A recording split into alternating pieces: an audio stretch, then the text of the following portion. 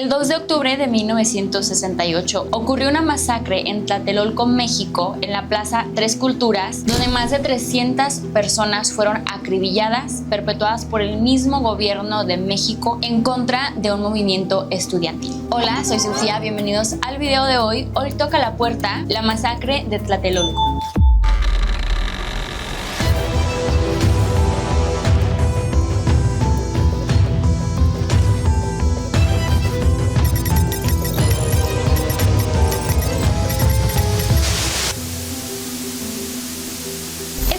Lo solicitó un suscriptor y él quería que nosotros habláramos de este tema para contribuir a que las generaciones no se olvidaran de este suceso. Te mandamos un súper saludo. José Sánchez, muchas gracias por vernos y por sugerir este tema.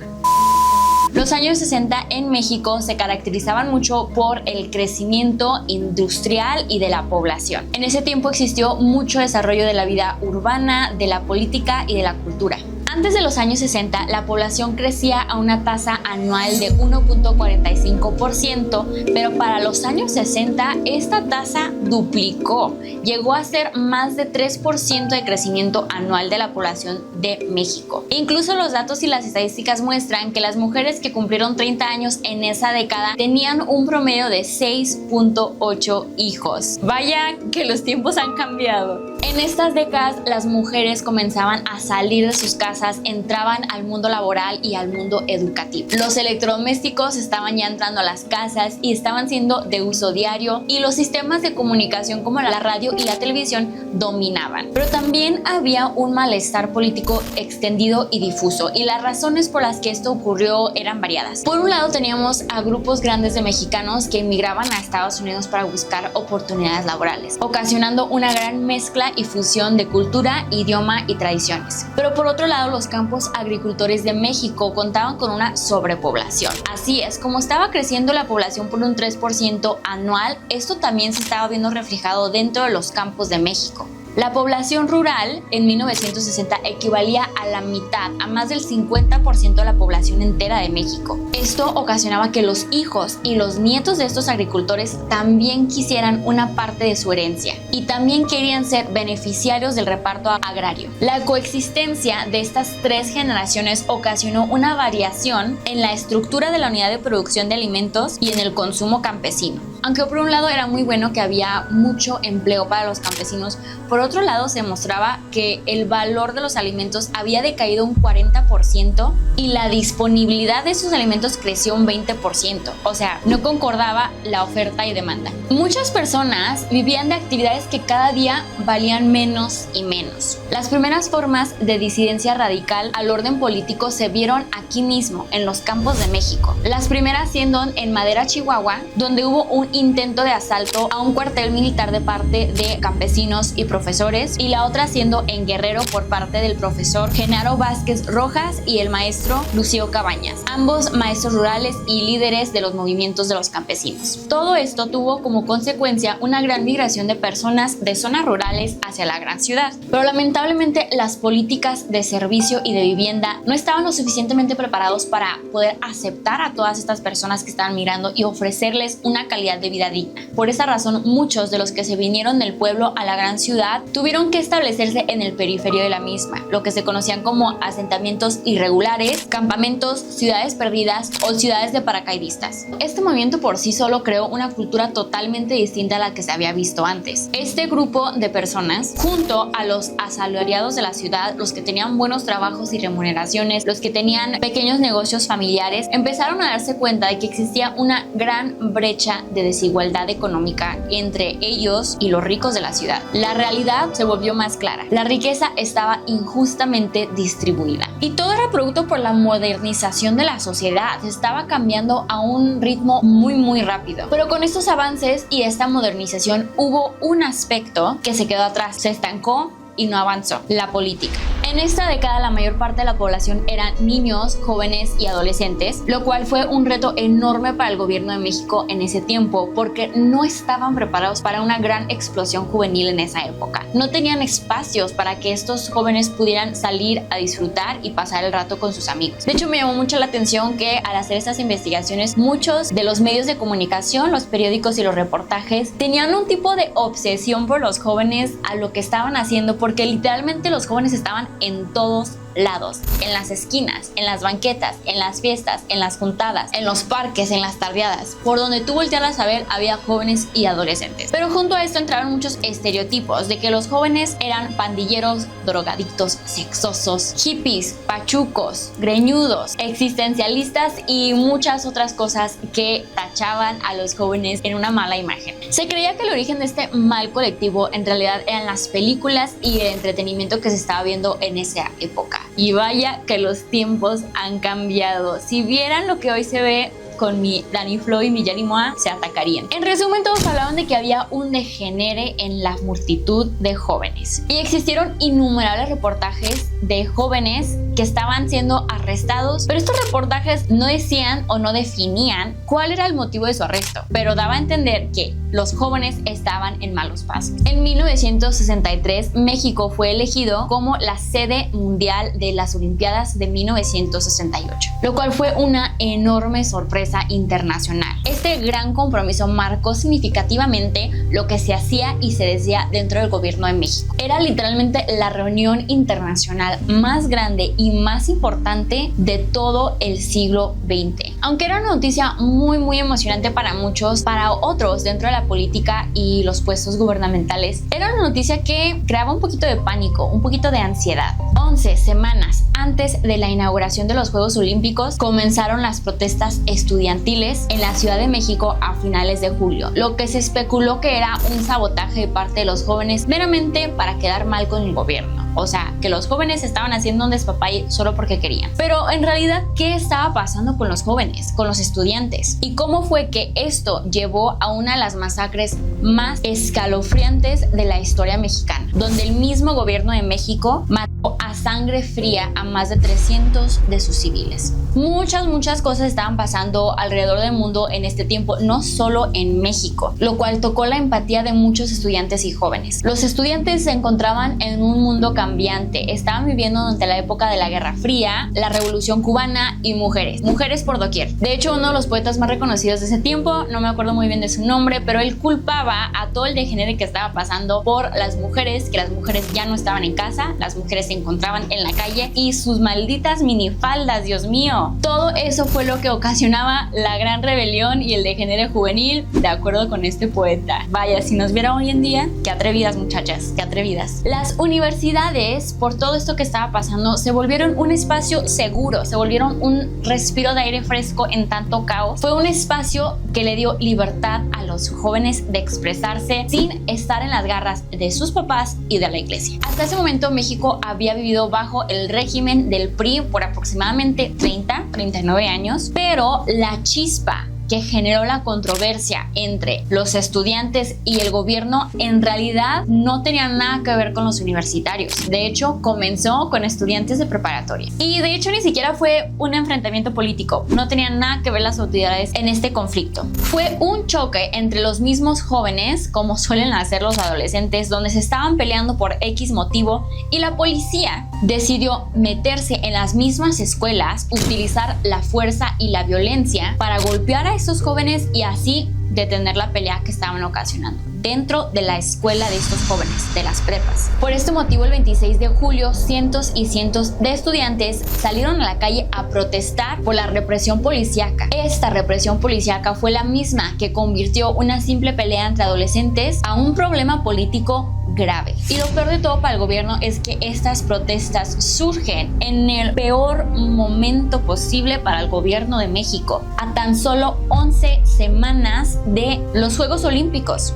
Y repitiendo, este evento internacional era de muchísima importancia para México porque era la prueba que ellos querían para mostrarle al mundo entero que un país en su desarrollo podía ser anfitrión de un evento tan importante como los Juegos Olímpicos. Y cómo el gobierno mexicano iba a permitir que unos simples adolescentes protestando, peleándose, arruinaran todo eso. El secretario de Gobernación, Luis Echeverría Álvarez, organizó un comité de seguridad que estaba diseñado para asegurarse que todo pasara con bien. Y su propósito era controlar la situación y permitir que los Juegos de la Olimpiada pasaran con seguridad. Este comité se nombró el Batallón de Olimpia. El Batallón de Olimpia era un escuadrón especializado creado para garantizar la seguridad de los Juegos Olímpicos, pero después se transformó en un grupo de choque para atacar y matar a los estudiantes. En este momento, a tan solo unas semanas de los Juegos Olímpicos, la ciudad se encontraba en un caos y un escenario de confrontación. Había militares por todos lados y el movimiento estudiantil crecía más y más y más. Ya no eran solamente estudiantes los que participaban en estas protestas, también eran profesores, directores, madres y padres, hermanos, vecinos, todos estaban del lado de los estudiantes. Y obvio, el presidente estaba ardidísimo. ¿Cómo iba a permitir que a unos simples escuincles le faltaran el respeto al líder de su propio país? Cuando vi las entrevistas de estos estudiantes, voy a admitir que sí me dio poquita risa, porque a pesar de los cambios generacionales, a pesar de la evolución del tiempo, los jóvenes y nuestro cotorreo sigue siendo el mismo. Seguimos siendo el mismo tipo, o sea, bueno, déjenles cuento.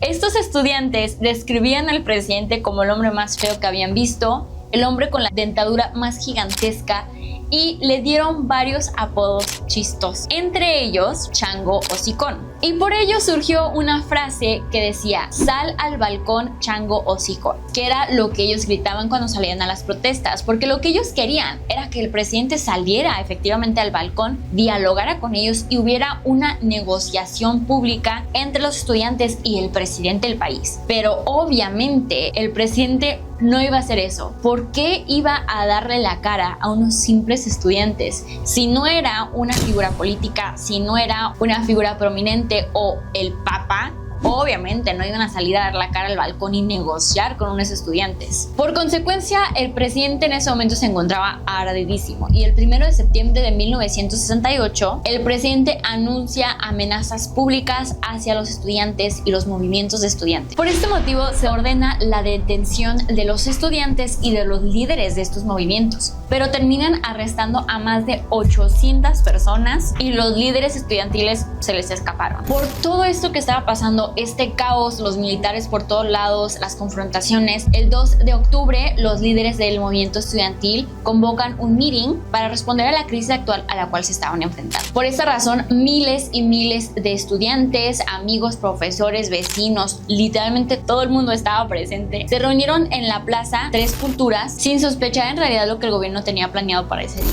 La Plaza Tres Culturas es un anfiteatro natural, está rodeada de varios edificios altos, los cuales rebotan excelentemente el sonido. Pero también, lamentablemente, es un lugar perfecto para una emboscada. En tan solo unos minutos la plaza estaba llena de gente. Cuando vemos los videos de las entrevistas de los sobrevivientes, muchos platican de que me traje a mi novia, a la hermana de mi novia, al vecino de mi... O sea, literalmente nos trajimos a todo el mundo a este meeting. Y dentro de la plaza no se lograba percibir lo que realmente estaba ocurriendo, no se lograba apercibir las señales de alerta de lo que estaba por ocurrir. Aunque adentro de la plaza se notaba solamente una simple asamblea, una simple convocatoria, lo que realmente estaba pasando afuera de la plaza era muy notorio lo que estaba por pasar. Se encontraban militares movilizándose, pero la verdad es que era totalmente normal. En todos los meetings que habían tenido los miembros del movimiento estudiantil siempre había militares presentes, siempre había movilización militar, por lo cual no lo tomaron de mala forma, no lo tomaron como amenaza, pero esta vez sería totalmente diferente. El meeting se llevó a cabo de manera totalmente normal. Los oradores, los líderes del movimiento estudiantil se encontraban en el tercer piso del edificio Chihuahua, donde estaban llevando a cabo sus discursos. Pero de un punto estratégico se lograba visualizar a una persona vigilando en la distancia. Comenzaron a volar helicópteros sobre la plaza lanzando luces verdes y bengalas. Y ahí empiezan los primeros disparos. El público entra en pánico y los militares deciden avanzar. Con esto logran bloquear 2 de las salidas de la plaza, obligando a todos los ciudadanos a moverse a una sola dirección. Y de repente, de la azotea del edificio Chihuahua, aparecen francotiradores con metralletas. Los vivos se encontraban atrapados debajo de heridos y de muertos, y los militares también empezaron a ser víctimas de los francotiradores del edificio Chihuahua. Y por esta razón, los militares devuelven el fuego. Los oradores del tercer piso no lograban entender lo que estaba pasando, por lo cual le dicen al público que se mantengan calmados, no pasa nada. De repente empiezan a ver los tiros y buscan refugio. Al buscar refugio son enfrentados por un grupo de hombres armados con un guante blanco en la mano izquierda. Este grupo de hombres los agarra y se los entrega a los militares, al ejército, quienes los llevan a la azotea del edificio Chihuahua, los obligan a desvestirse, los amenazan y los golpean. Después los suben a camiones y los llevan a un lugar desconocido. El meeting había comenzado por ahí de las 4 de la tarde, no estoy totalmente segura, pero para las 8:30 de la noche comienzan a mover a los cadáveres, pero se estima que fueron aproximadamente más de 300 personas quienes fallecieron ese día, entre ellos mujeres y niños. Al día siguiente se cierra la plaza, se limpia totalmente y el gobierno hace pública una versión oficial. Lo cual ya hemos visto en este canal que la versión oficial nunca es la versión oficial. En esta versión oficial se dice que fue un enfrentamiento entre estudiantes, policía y militares. Y que según el gobierno, los agitadores infiltrados entre los estudiantes fueron los primeros en disparar. Y el reporte oficial de los hechos dicta que fueron solamente 29 muertos. Pero los estudiantes mismos dicen que eso es imposible porque ellos mismos vieron más de 70 camiones llenos de cuerpos, de cadáveres y de gente herida. Los militares también detenieron a más de 2,000 estudiantes, entre ellos profesores y jóvenes que no tenían nada que ver con el movimiento. A estos detenidos los interrogaron por más de 24 horas, torturándolos mental, emocional y psicológicamente, buscando sacarles a cada uno de ellos una declaración comprometedora que los culpara como los primeros en disparar. Y lamentablemente la mayoría de los que fueron torturados psicológicamente fueron niños de preparatoria. Logran ubicar a los líderes del movimiento ciudadano, los encarcelan sin tener realmente un motivo por cual hacerlo. Con todo esto, el gobierno buscaba infundir miedo entre los jóvenes, entre el movimiento y así terminar con él, para lograr que los juegos se llevaran a cabo en paz. Pero ¿por qué no podían llevarse los juegos en paz y también darle derechos a esos jóvenes protestantes? Las dos cosas sí podían suceder a la vez, pero el gobierno no lo creía posible. ¿Cuáles son los hechos que se saben con certeza décadas después? Lo que se sabe con total certeza es que el gobierno, el mismo gobierno mexicano, puso en marcha un complot para tenderle una trampa a los estudiantes y al propio ejército mexicano. A los militares se les había dado la orden de que tenían que ir a vigilar el mitin y llevarse preso a los líderes del movimiento estudiantil. Pero lo que no sabían es que al mismo tiempo estaba ocurriendo otra operación paralela del cual no estaban ni más mínimamente enterados los militares. Esta otra operación paralela estaba conformado por hombres militares también, pero solamente los más cercanos al general, vestidos de civiles, quienes entraron al edificio Chihuahua y a otras torres vecinas, ocuparon aproximadamente 10 departamentos en torres distintas y aparte otros agentes actuaron como vigías en otras partes de los edificios, en iglesias y en otros lugares. Y también hubo una tercera operación simultánea, con hombres vestidos también como civiles, pero utilizando un guante blanco en la mano izquierda para lograr diferenciarse entre la multitud de personas. Este grupo de personas cierran el acceso a las escaleras donde se encontraban el grupo de líderes estudiantiles que estaban haciendo sus discursos en el tercer piso del edificio Chihuahua, para poder detener a este grupo de jóvenes al momento que intentaran escapar. Cabe recalcar que el edificio Chihuahua lo habían vaciado 24 horas antes. Los estudiantes tomaron este edificio.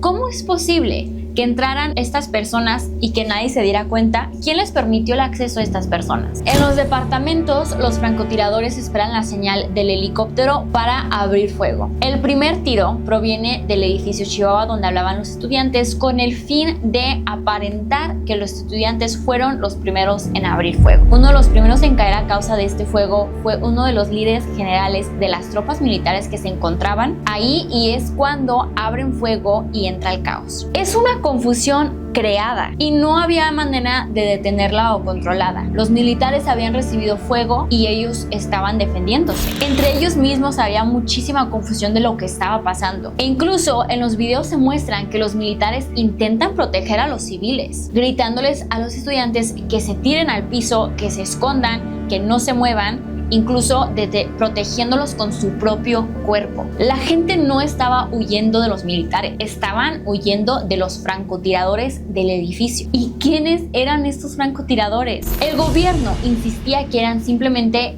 miembros del movimiento estudiantil, pero los miembros con guante blanco han sido identificados como miembros del batallón Olimpia, quienes, recuerdan, estaban diseñados para proteger y para cuidar que todo pasara bien con los Juegos Olímpicos. Testigos han dicho que después de ser sometidos los líderes del movimiento estudiantil por los hombres con guante blanco en el tercer edificio, estos mismos se asomaron por el balcón y abrieron fuego. Y estos hechos fueron confirmados por el mismo general Marcelino García Barragán en unos documentos que él mismo redactó. Él redactó estos documentos exhibiendo todo lo que pasó ese día, pero los selló para que se abrieran después de su muerte y de la muerte del presidente en ese momento. A miedo, ¿verdad? Según estos documentos, el ejército logró capturar a 2 francotiradores y el mismo general les pidió que los liberara. Antes de eso, los militares estaban reportándole al general: hay francotiradores, y el general lo ignoraba por completo. Él se hacía que no escuchaba lo que estaban diciendo. No fue hasta que lograron capturarlos que les obligó a reconocer: hay francotiradores, y le dijeron que los liberara. Los francotiradores se han confirmado que eran de los militares del ejército más cercanos al general, vestidos de ciudadanos, de civiles.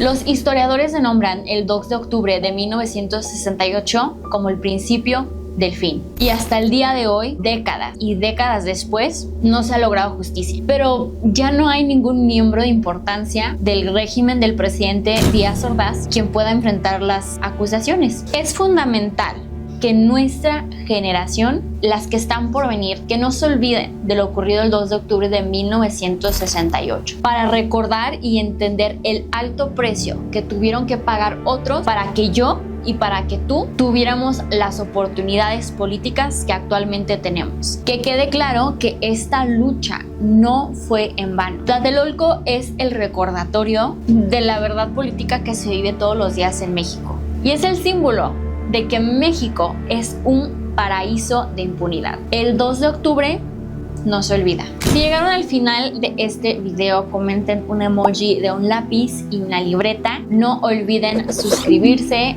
comentar, compartir, darle like y activar la campanita para saber cuando subimos un video. Si conocen a alguien que estuvo presente en este momento histórico, si sus abuelos, si sus tíos, sus papás, quien sea, les haya platicado acerca de este tema, que lo vivieron en su época, por favor comenten lo que les dijeron. Me interesa mucho leer sus comentarios y las experiencias. José Sánchez, muchas gracias por sacar este tema a la luz, por comentarnos acerca de este tema. Es importantísimo que no nos olvidemos lo que ocurrió el 2 de octubre de 1968. Adiós.